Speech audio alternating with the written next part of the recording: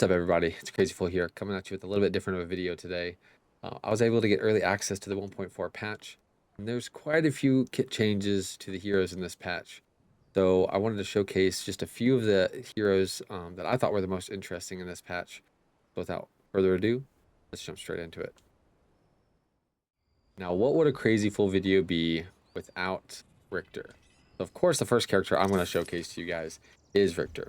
And the first thing that I noticed, and the first thing that I hope you guys notice, is his health bar does not have a shield on it. Richter's old passive used to be that he would get a shield as a default on his character after about 8 seconds. So he doesn't have a default shield on his kit anymore. What does that mean? Let's look. Damaging enemies with Whiplash or Skewer grants a shield for 3 seconds. This sounds awfully familiar to a different character's kit, which was Steel. And if we take a look at the practice model of Steel, looks like he has a default shield on him. So that means that we have Steel and Richter have actually switched kits when it comes to the 1.4 patch, when it comes to their passive. So Richter and Steel have got a passive swap, and Steel now has a passive shield that he gets after so much time, it looks like. And Richter now gets a shield whenever he stuns, or let's just say hooks or ults somebody. So Steel gets his shield passively, and Richter gets the shield whenever he lands the ability. So they swapped passives, which is pretty interesting and gives you a little bit of a clue into the kit change of Steel. Now let's get a couple of levels here, because there's a few more changes to his kit that we need to talk about. One of which is Shock Therapy, so his Q. There's a slight change to how this ability works. So Shock Therapy will now destroy any shields that are on characters and then damage them after the shield is destroyed. So if we hit Steel with a Q here, it destroys the shield and then it damages him after. So Shock Therapy does 160 damage. So Steel has a ton of HP, as you can see here, since it's the practice model. So it's a little bit deceiving, but just know that with Richter's new Q, it will first destroy the shield and then it will second do damage. So anytime somebody has a shield, some very good counter to Muriel. Anytime somebody has a Muriel shield, you will throw Q to break the shield, and then it will instantly destroy the shield, and then you will damage the person. So it's a very good counter to anybody with shields.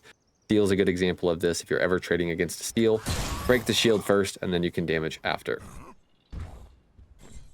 Another thing that is very exciting with Richter's kit is they did give... Actually, I'm going to do this without having Galaxy Greaves first. They did give us the ability to jump and hook, which is one of the most exciting changes of this patch for me personally. As you guys know, I am a Richter lover. I do think this guy is amazing. This character is so fun and exciting for me personally. So I am very excited for this change. So just keep in mind, with this change, you no longer want to stand there in lane and throw hooks by default. You know, just stand there and stand still, right? One of the problems with Richter currently is he is very immobile. So if he stands here, he's going to root himself when he throws his hook. Makes it very easy for other people to engage on him, to stun him and things. Now with Richter, you can jump, throw hooks to the side. As you can see, my hook goes straight from where I originally threw it, but I'm going to land over here and it's going to pull him to me. So this allows me to jump and hook around corners. So if I am continuing my momentum, jump and hook. So let's say there's a pillar here, right? I can keep my momentum, jump and hook, and land that hook. Or if there's a pillar here, let's get a little bit closer so I can land it. Jump and hook, and I can land behind the pillar and land the hook, so it's harder for them to follow up on me. So that's a very interesting change to his kit, very exciting. Another thing is with Galaxy Greaves, us having the ability to jump and hook adds a lot of depth to this character's kit, a lot of interacting with verticality, which is going to be something that you're going to notice a lot with the changes that the developers made to the hero kits in this game, which is something that we'll talk about a little bit later on. But it's if you notice some kit changes to characters in this patch, just know that they are doing this in mind to play around with verticality in this game, which is a good thing. We want characters to be able to play with verticality. Richter can now play with verticality more often. If you're a watcher of the stream, you've probably seen my Rick God and Rick God 2 clips where I use a plant to bounce me over a wall and I pull somebody over the Fang Tooth or the Primordial Wall, right? those kinds of plays are things that we need to be more accessible to, right? And currently Richter doesn't really have great ways to make those plays. You have to do really good timings or have certain keybinds in order to try and hook people over walls. This just makes it more accessible and lets Richter play around with verticality more. What I mean by that is you can now use Galaxy Greaves to jump and hook. So you can jump and hook people over walls. So if this was the Fangtooth or Primal Pit wall, I will be able to jump and hook them over the wall, bringing them into the pit with me, which will be an amazing time for them, or for me, not for them. Obviously, I'm going to ult them as soon as I get them into the pit. Hopefully my teammates are there to follow up, and they are going to be stuck solo with no way for their teammates to follow up unless they have some sort of mobility to get over the wall themselves. But probably by that time, that person that I hooked over is dead. In addition, one thing to keep in mind is Galaxy Greaves does look like it got a little bit of nerf, whether it was on purpose or not. You don't have the height that you used to with Galaxy Greaves, as you can see here. I don't get nearly as high as I used to. This could be because of the gravity changes. They did make gravity a little bit harder, a little bit tougher in this game. It pulls you down a little bit more. So gravity's a little bit stronger. And it just doesn't feel like the height is there as much. But that's probably overall fine. You didn't want Richter to jump straight up in the air and hook somebody really high and, be able to just pull you super high into the air and keep you essentially knocked up for a really long time, right? That wouldn't be very interesting. The last thing that we want to talk about with his kit is his ultimate. It did get a slight nerf, in my opinion. Actually, not really slight, a pretty large nerf. Richter, with his ult, as you know, it makes him very stationary. He can jump and use the ult, but Richter now, whenever he gets CC'd, will cancel his ult entirely. So previously, the way that his ult worked, if you got CC'd during your ult, it would cancel the second damage instance, right? Because Richter does 2 damage instances in his ult. The first damage instance on the initial hit, and the second damage instance is when he pulls his tentacles back in. It does a second damage instance. So whenever you CC'd him before, the second damage instance would not go off, but the CC duration would last the entire time. Now the way that it works is if I ult and somebody stuns me, it will cancel the stun duration and the damage entirely. It's kind of like Gideon, kind of like Narbash. It's kind of like a channel now, not really a normal ultimate. So you have to be very careful when you hook somebody in. If I hook Steel in, I won't really be able to just ult him in front of his entire team, right? They have a Decker, they have a Narbash, a Grux, Bellica, anybody with any sort of CC, they will be able to instantly CC me, cancel the ultimate that I have on that person, and at that point, you just wasted a 2-second cooldown or 0.5 seconds or whatever it will be whenever you get canceled. So it's not super impactful to use your ultimate instantly if you're in front of a lot of enemy team and they have CC it to follow up with, because you're going to get it canceled. I will say that, with this change, I probably will be buying True Silver on him, just because this is, a pretty brutal change for Richter.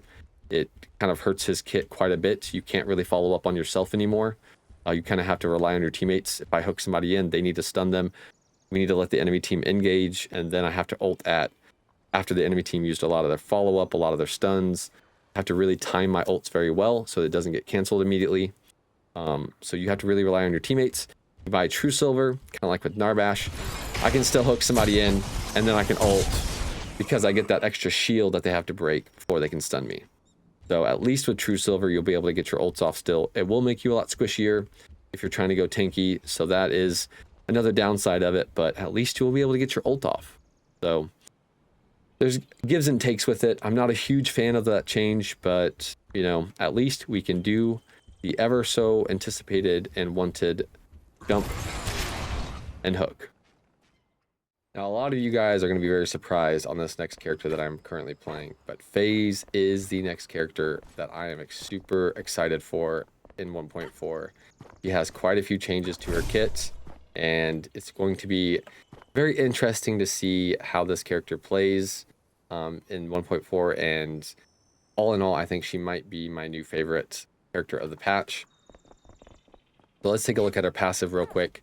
On casting an ability, restore 35% or 35 healing or health over 3 seconds, replicating the healing on linked allies. One big change to this part of her passive is this no longer refreshes the duration.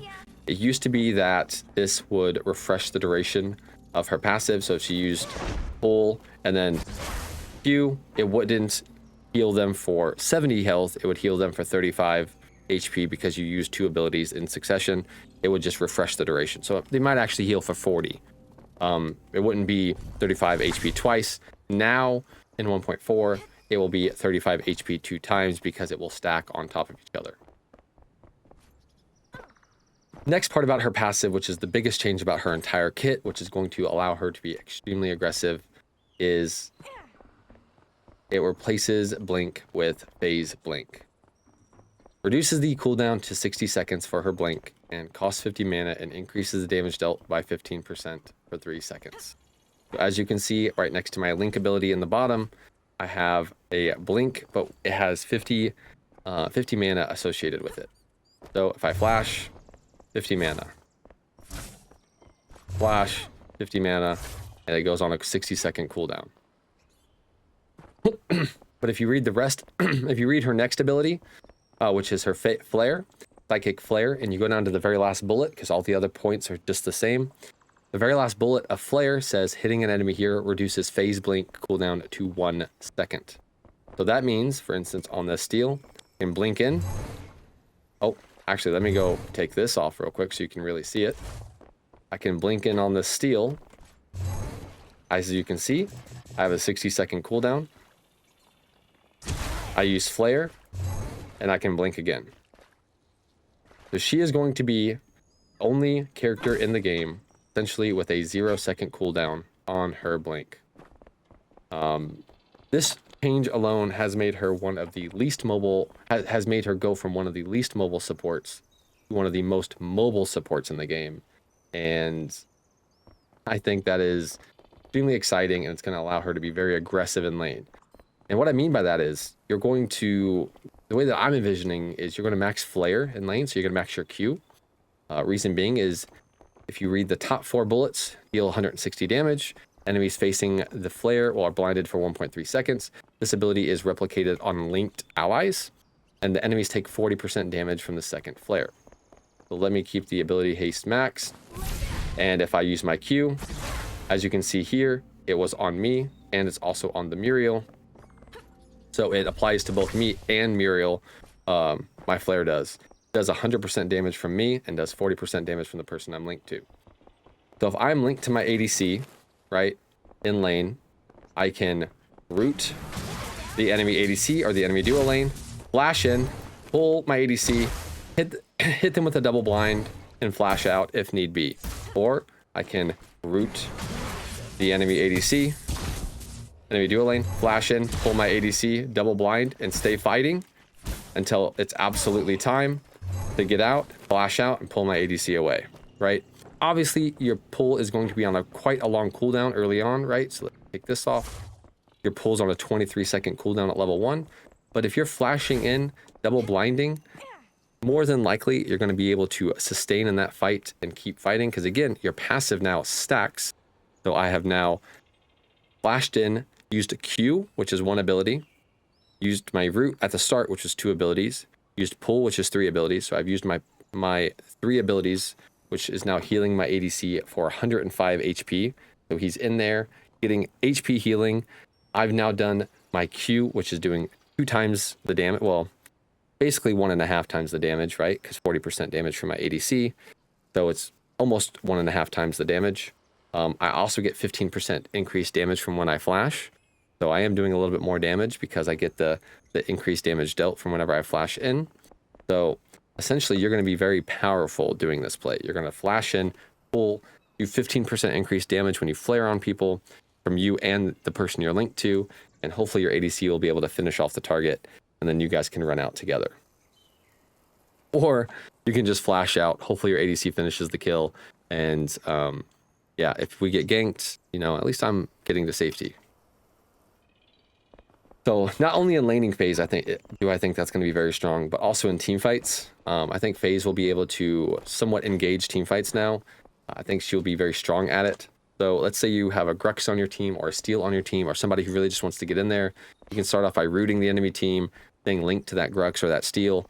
Flash in, blind, pull them in, let them ult. You ult on top of them, right? Let them go ham. You flash out, you pull them out if need be if they're getting low, or you just stay in there and go ham with them, right? You can just be in the middle of them, blinding nonstop, flaring nonstop, using your flash to get in and out of the team fight, because again, it's on a 0-second cooldown. As soon as you flare, as soon as you flash in and flare, it's now off cooldown again. You can flash out again, you can pull again, because your pull is going to be on a low cooldown as well as you max it out and as you build ability haste. So you're going to be a very annoying in and out kind of team fighter. And if you decide not to initiate, if you want to be that very passive phase still, you want to stay out of the team fight, you want to stay linked to your ADC, that's also a perfectly fine playstyle. You stay linked to your ADC. Let's say you get dove, right? You get dove by a Feng Mao, you flash, you pull them, they flash on top of you, right? Because you just flashed away and you pulled. They flash on top of you, you blind, your flash is off cooldown again, you're gonna flash again, you can pull them again, right? Pull will be it'll have a little bit of a cooldown, right? Pull is gonna be, 10 seconds or so, but you're gonna be able to flash again and get away and keep healing up your ADC, keep blinding, keep rooting, keep helping your ADC out, stay ulted to them. Lots of cool things that you're going to be able to do with phase. You're going to be extremely hard to kill, extremely mobile. You're going to have 2 flashes essentially every fight guaranteed. And then the more ability haste you build, the lower cooldown your Q will be, which means the more you get dove, the more flashes you're going to have, because you're going to be blinding people as they dive you, and you're just going to keep flashing away every time they do. The big thing you're going to have to keep track of is that mana that comes along with your flash. You're going to need to make sure you have enough mana to flash, because you won't be able to flash permanently if you do not have the mana. Make sure you build some mana regen in your kit. Obviously, the normal phase builds do have mana regen in their kit, so you shouldn't have any issues with that. Next thing, I'm used to streaming, as you guys can tell. Sorry, I don't do YouTube videos like this very much. Keep looking over at like I'm talking to chat. Next thing about the kit that we need to talk about is the way the link works like this. So now they've added a visual indicator to the link when you can and cannot pull people. As you can see here, there is terrain blocking my ability to pull the Muriel, so it's going to highlight in yellow. In addition, they have changed one key component about Phase's kit, which a lot of people are not going to like, which is the person you are linked to will no longer be able to pull that person if they are stunned or hit by some sort of hard CC. So if they are stunned in any way, you will not be able to pull them. So go down to link. Allies that are immobilized cannot be pulled. So if they are hit by any sort of immobilizing hard CC, you cannot pull them. I know a lot of people are not going to be a big fan of that, but I think that is a needed change overall, and it does change the way you play against Phase a little bit. So previously, when Phase would ult, like this, right? The person you're linked to is getting a big boost, and you can just pull them out of bad situations and let them keep on fighting. The only way to really counterplay against Phase was to stun Phase so it would break the tether. However, they have, in addition to them making it to where you can no longer pull people that are immobilized, they've also made it to where the tether between the person Phase is linked to does not break whenever Phase is hard CC'd, whenever Phase is hit by a stun. It used to be that if Phase ults, you would stun her, you would root, or you would use some sort of immobilizing ability on her, so it would break that chain between the person she's ulted with and her, so that person no longer gets that big buff anymore. But now that no longer happens. If she ults, the person she is ulted, the person she's tethered to, will always have it unless they themselves break it. So the way that you're changing the playstyle is you're no longer going to stun Phase in order to break that tether. You're now going to go back to stunning the person that she is linked to and trying to immobilize them so they can no longer use the buff that you're giving them. You're no longer going to focus Phase to break the link. You're going to go back to focusing the person she's linked to. All in all, I think this is a awesome change to her kit. I think this is going to make her very active, very mobile. Going to be able to put her in the middle of team fights. She's going to be able to build a little bit, tankier of builds. She's not going to be that pure, squishy, stay away from everybody, just pull people, stay as far out of the team fight as possible. You can still play her that way if you want, but she has the option now to be very aggressive, blink into the middle of the team fight blind, blink out, pull people out as needed. She's going to be able to do a lot of things that you previously couldn't, and I think it's going to be very exciting to see how people decide to play her this next patch. I think the skill gap for this character just got, you know, just shot through the roof. Beforehand, it kind of just, there wasn't a ton of skill. The only thing you really got to do with her, how are you positioning with her, and that was about it. Now it's positioning, how are you using the mechanics of her kit with her reset on her flash? Are you flashing in and out of team fights to help your teammates? You know, how are you tethering? Are you pulling people into the team fight? Are you engaging, disengaging? How are you using your blind? There's just a lot of depth to her kit now that she didn't have before. And, you know, being able to flash and pull people, you know, over walls and stuff, you're gonna be able to do that too now more frequently because you can get resets on your blink. So lots of cool stuff along with her kit now, and I'm really excited to see how people decide to play her in this next patch. All right, the next hero we're going to talk about is Gadget. Gadget has some pretty wild changes as well coming into this next patch. Quite a few changes to her kit as a whole. Let's take a first look at her passive. It is changing entirely. No longer getting a shield along with her passive. Now she gains FDA stacks through different actions. 1 stack on a minion and monster kills, 3 stacks when damaging enemy heroes per unique ability, 20 stacks on takedown. You gain 1 magical power per 5 FDA stacks. Yes, that is exactly what it sounds like. You get 1 permanent magical power for the entire game per 5 FDA stacks. And this is infinite stacking. There is no limit. The longer the game goes, the more magical power she's getting for her passive.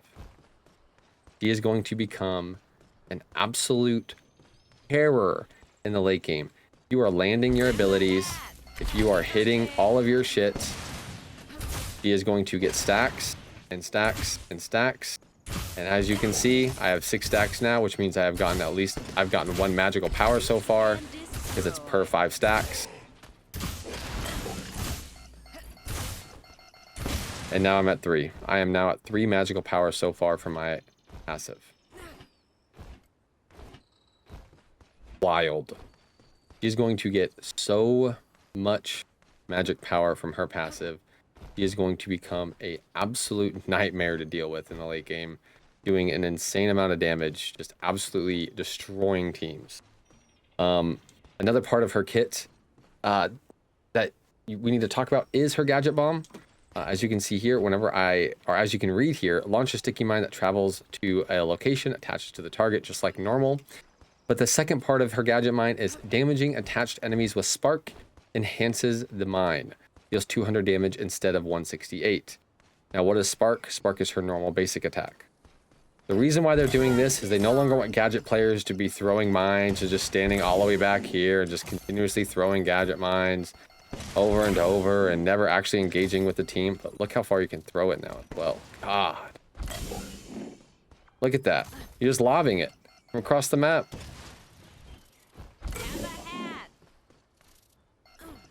Oh my goodness.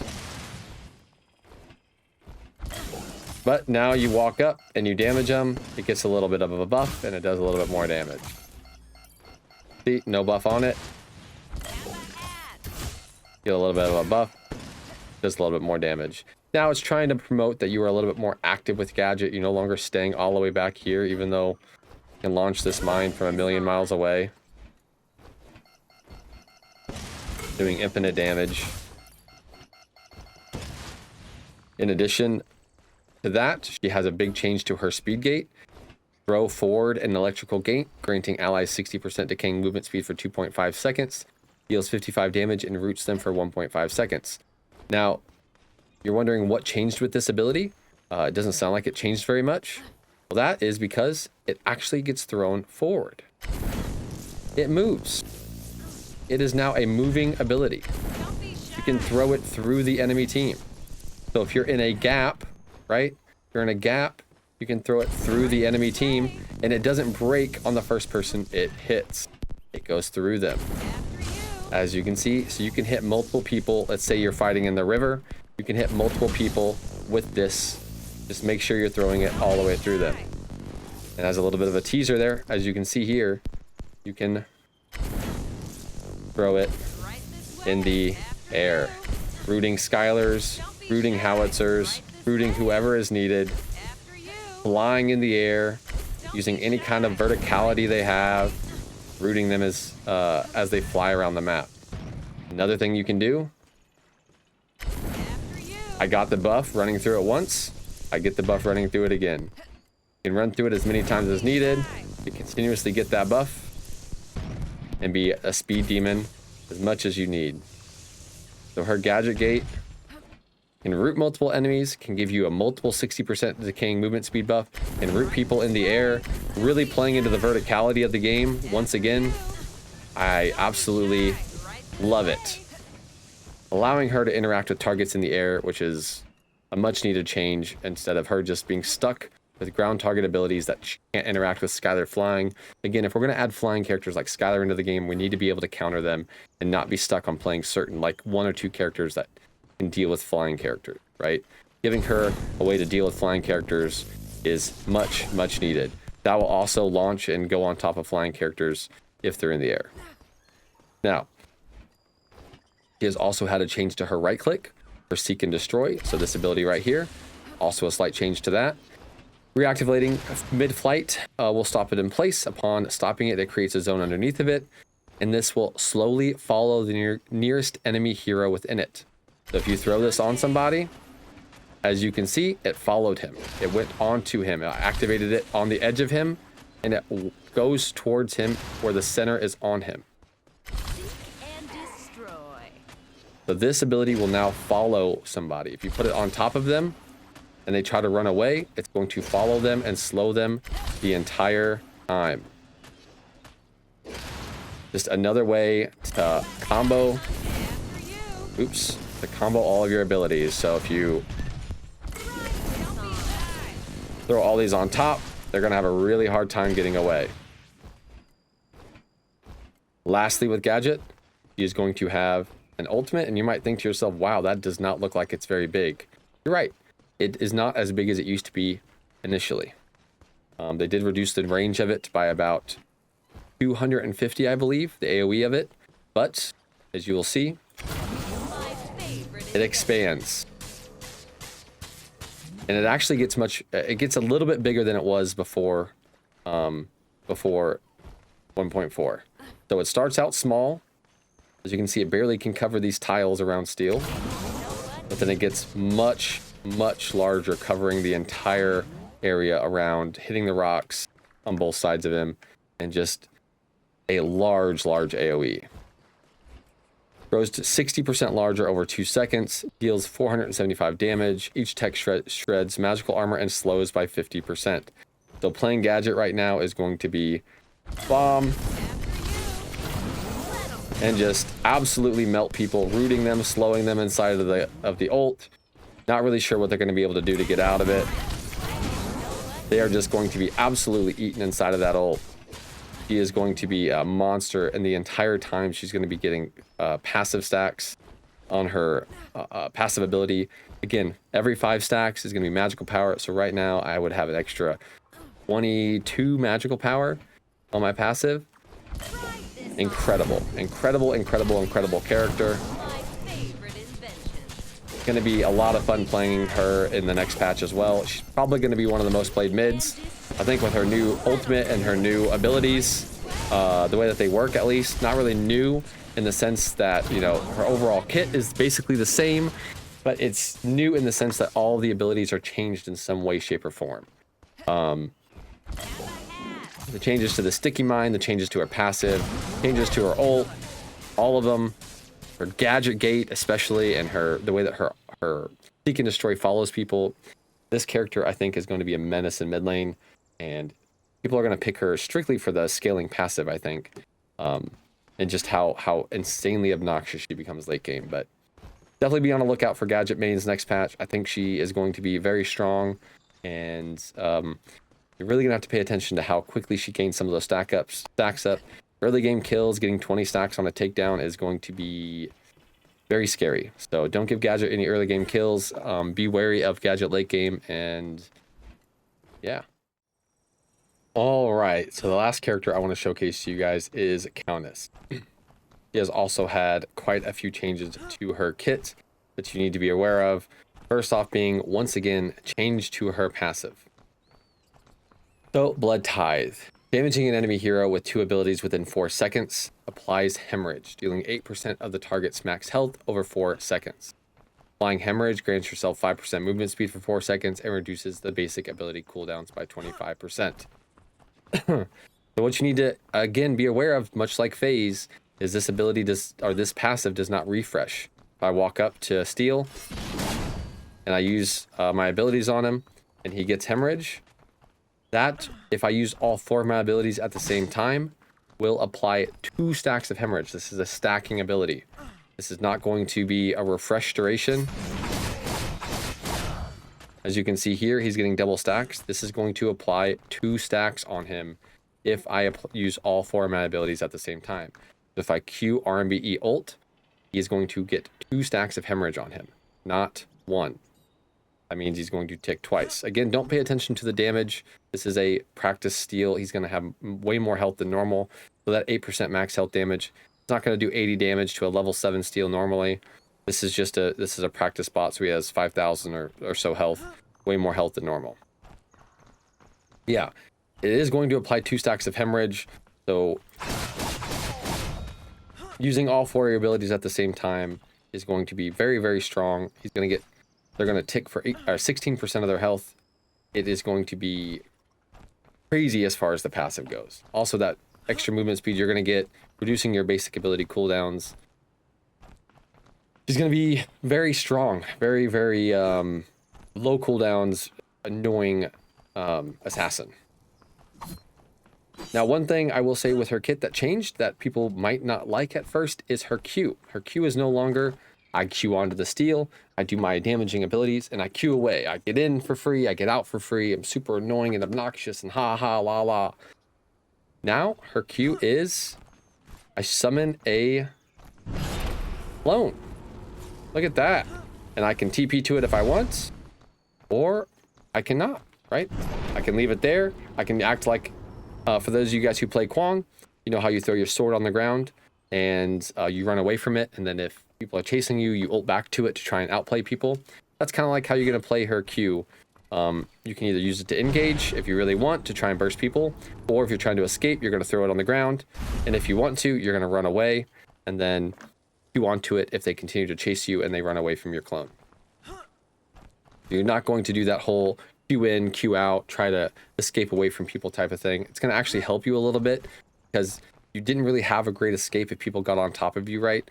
So if the Steel or if the Grux or whoever it was right next to you, you didn't have any way of getting away from them. Now, if they're hitting you and they're stunning you point blank range, you can get away from them. You have a little bit of an escape now, while still having your normal gap close. Another cool thing about this ability is it's not just a normal ground target. You can throw it in the air, which is amazing. That means Countess can now play with verticality. So you Countess jungle mains are going to have a lot of fun with this, because that means you get to now gank mid lane like the other junglers through the fog wall that's on the jump up. How Rampage does the jump up, how Deckers do that jump up, how other characters that have any kind of mobility can do that jump up. That is now you guys with Countess. You will now be able to use the jump up, go behind them in mid lane, and get on top of people in mid. It's going to help her jungle and her gank ability a ton. You're not going to be able to just have to run out of the fog wall and hope you get close enough to Q and full combo them. So helps her escape ability, helps her gank ability, helps all of that, and allows her to play with verticality. Such an amazing change as a whole. Also, with some of the more higher points on the map, like the river buff, whenever you have that jungle spot, or the river buff where you're trying to go from the river up into the jungle, you will be able to do that now with Countess. So much like Feng Mao or Kalari, how they can double jump from the river into the jungle, river buff into the jungle, Countess will now be able to do that with this. This will definitely get you high enough. You can escape Zarus cage with it now. You can escape Decker cage with it now. so many different ways you can use this ability to get out of terrible situations. Such a much needed change for an assassin like Countess. Just all around amazing. Now with her E, send forward a cloud of blood. This, you might think, looks like a normal ability. Nothing changes really with it. You might be sitting here going, okay, her E is the same, no big deal, whatever. It is not. Her Eventide is now also able to be thrown in the air. Again, allowing you to play around with airborne characters. Skylar, Howie, you can now hit them when they're flying in the air. They can no longer just fly in the air to escape you and get away from you when you don't have your Q. You're chasing them around, you full combo onto them, right? Blah, blah, boom, boom, and they ult into the air, and you're just like, yeah, you're still dead. Fantastic change once again. And probably one of my personal favorites things I was thinking about doing with her is, you know, just do a classic little dive bomb, right? Go above a character, boom, just dive bomb them. You know, how Feng Maos do those 360 ults in the air, you're going to just be able to just dive bomb characters, hit them with everything as you're flying above them. It's going to be a fun time. I'm pretty excited for this change. Very interesting overall. Countess, along with her ult as well, damage targets affected by hemorrhage deal 50% bonus damage. So it's very important that whenever you're ulting somebody, you apply hemorrhage. You do not want to ult somebody when you don't have hemorrhage applied. Steal with no hemorrhage, 415 damage. Steal with hemorrhage applied does way more, 600 and something, right? So that's 245 with no hemorrhage. There it is, 400. So 245 with no hemorrhage, and then with hemorrhage, nearly 400 damage. This is level 1 ult, so it's not going to be a ton, but obviously you want to make sure that you have hemorrhage applied. Otherwise, you're not going to be, you know, doing that much damage at all as Countess. Pretty easy to apply hemorrhage as well. You're going to use all of your abilities, right?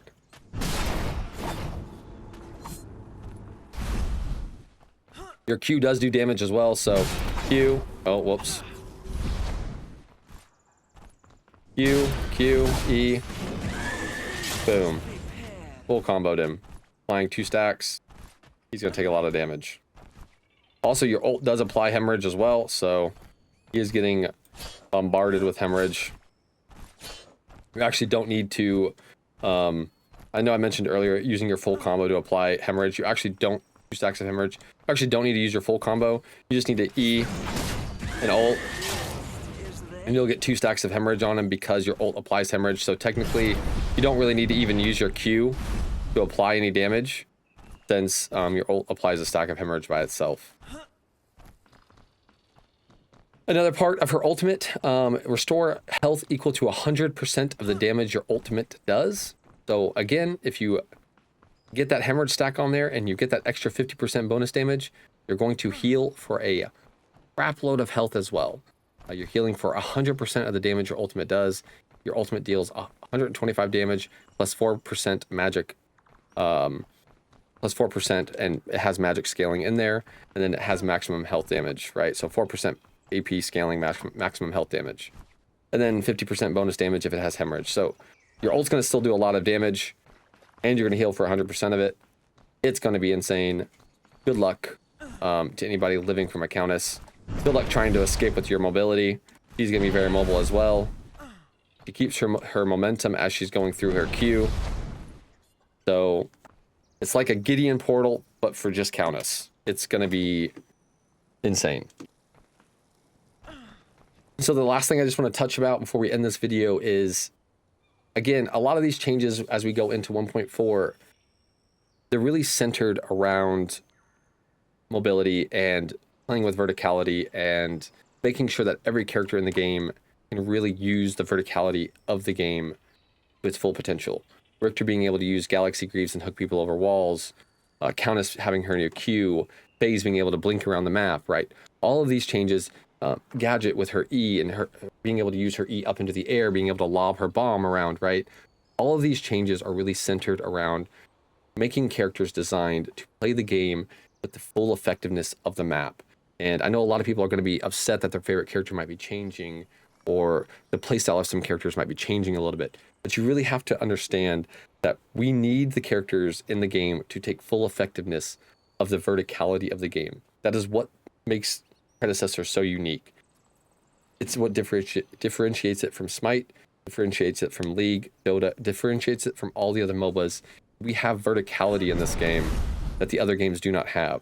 This ability to go up and down on terrain, the ability to play with the momentum that we have in the game, really separates us. It what makes us the unique MOBA that we are, and the shift that all of these characters are getting to allow for this mobility and this playstyle will really be beneficial overall for the health of the game, and really separate us and make us the unique MOBA that we really need to be to differentiate ourselves from everybody else. So keep an open mind, play the patch, and really, sink your teeth into all these different characters and all these different changes. If your favorite character changed, give it a try. Give other characters a try. Maybe you'll have a new favorite now after the changes. Some of these characters, like the 4K I showcased today, 3 of them really. Richter didn't change a ton, but he did a little bit. But at least 3 of the characters have 3 of the characters I showcased have pretty large changes. There are some other ones in there that I didn't showcase, that I'm sure you'll see in some other YouTube videos. They're also getting some pretty large changes. So keep an open mind, and I really hope that you guys will enjoy the patch as much as I know I will. So looking forward to playing with you guys on the battlefield. Peace out, take it easy, and bye. Bye.